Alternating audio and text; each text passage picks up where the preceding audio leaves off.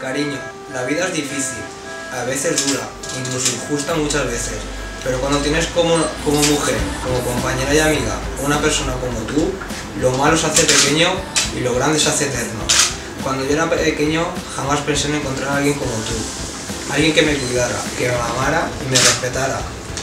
Para mí esto es un viaje, pero no un viaje cualquiera, porque tiene billete de ida, pero jamás tendrá de vuelta.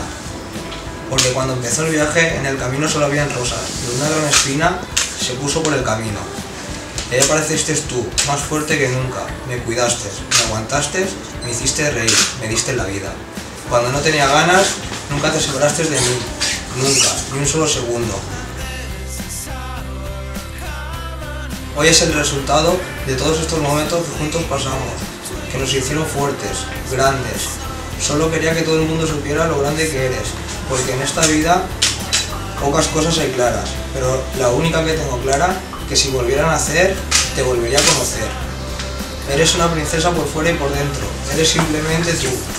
Te amo y hasta el resto de mi vida te amaré.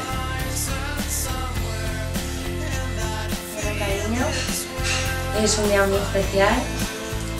Quería decirte que te amo mucho. Este es un paso muy grande para mí y yo por ti hago lo que sea porque eres el mejor del mundo y espero que todo salga bien. Te mando un besito muy grande.